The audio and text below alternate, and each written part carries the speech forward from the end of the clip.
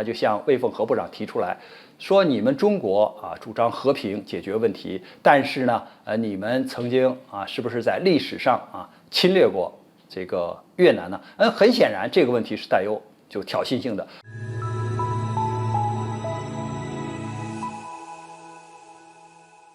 网友朋友大家好，我是曹卫东。在香格里拉峰会上啊，本来这是一个共同的平台啊，大家可以各抒己见，但是实际上啊也并非如此啊，因为在这个香格里拉峰会上啊，这次他是不邀请俄罗斯来参加这样的会议，邀请了乌克兰，所以呢，它很显然是有选择性的。再有一个呢，就是过去啊，在香格里拉峰会上啊，就是欧洲的国家基本上啊，他是来听的，而不是来发言的啊。而这次就不一样了啊，他们关于就是俄乌的冲突，把很多的欧洲的问题也拿到香格里拉峰会上来进行讨论。当然，中美关系还有中国的这个发展都成了啊，就是会议上的大家关注的议题。那么我们通过一些啊，就是记者呀，或者其他国家的相关的部门的领导人的发言，我们可以看到，就是香格里拉峰会啊，不要看它是一个会议，但是呢，它也是充满了火药味儿，或者是有激烈的斗争的啊。比如说，在这个越南的这个记者提问的时候啊，他就向魏凤和部长提出来，说你们中国啊主张和平解决问题，但是呢，你们曾经啊是不是在历史上啊侵略过这个越南呢？很显然这个问题是带有就挑衅性的。那魏凤和部长说呢，请这位记者朋友啊，好好学习一下历史啊，到底中国是侵略者还是美国是侵略者？因为众所周知啊，过去这个法国呀、美国呀啊都侵略过越南啊。那这个越南的统一，实际上中国是参与了很大的力量的。比如说啊，过去打这个法国殖民者的时候，我们中国是派出过军事顾问的，当时是陈赓大将和其他的一些中国的高级军官都参加了，比如说奠边府的这种指挥的作战啊，他们都是军事顾问。因为海军呢有一位副司令员叫梅家生，那么他去世的时候呢，这个因为当时我也去参加这个遗体送别这个仪式了，正在进行的时候呢，突然有人说越南大使馆的同志来了，让不让他们参加？我们没有通知他们，但是他们来了，就让就是中国的同志停下来，让越南大使馆的进来了。进来之后呢，他们说这个由于梅家生这个将军呢参加过过去就是援越抗法的这种斗争，所以呢对他的逝世表示哀悼，是代表越南政府来的。那当然我们就可以看到越南对于中国同志就是帮助他们援越抗法是这个认同的，是感激的。那么后来呢就是越南呢它是南越和北越后来统一，实际上在美国就是进行越南战争的时候呢，中国是向越南提供了大量的军事物资，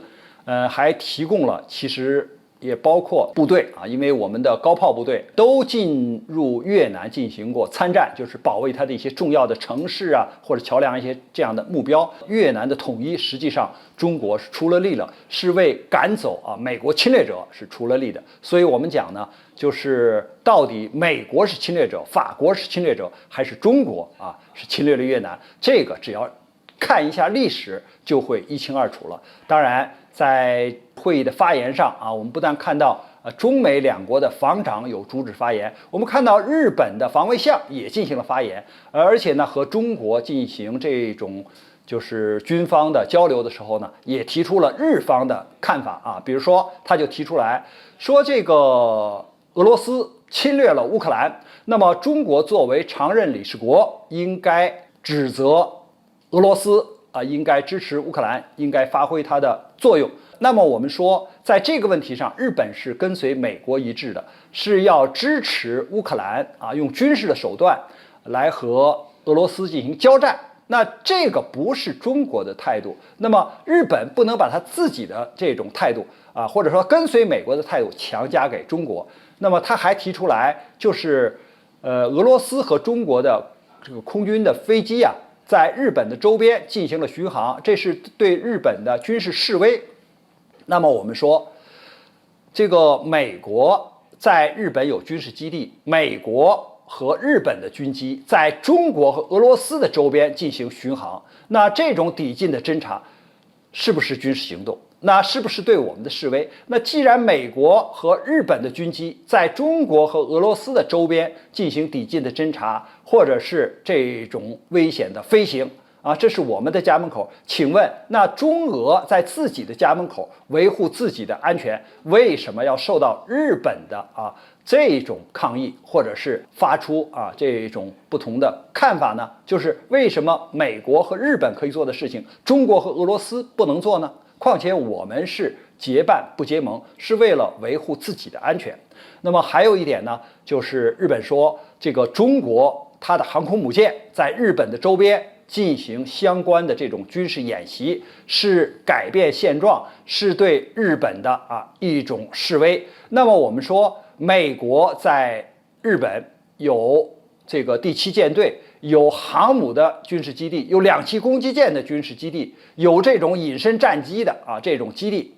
那么直接在我们家门口进行这种大规模的军事演习，那我们的航空母舰怎么就不能够在公共的海域进行相关的演习呢？况且台湾是中国领土不可分割的一部分，那我们在台湾的周边进行相关的演习，你日本有什么资格说3道4就是你这个演习就是破坏了地区的稳定，破坏了就是现在的这种格局那这个日本对于美国这样的军事行为，或者它自身的这种发展军力的行为，不去做检讨，反而指责我们正常的发展和正常的这种军事训练，那我们能谈到一起去吗？今年是中日邦交50周年的纪念日。那么，如果按照日本这样的思维，如果按照日本这样无端的指责，那中日两国的关系怎么能够发展好呢？所以在这样的情况下，我们当然对日本这样的发言或者日本的指责给予了有力的回应所以我们看呢，不要看香格里拉峰会好像就是一个大家发言的场所，但实际上这里充满了就是对未来格局、对现在的这个安全态势的评估和态度。关于这个话题呢，我们今天就聊到这儿，感谢大家关注本栏目，我们下期节目再见。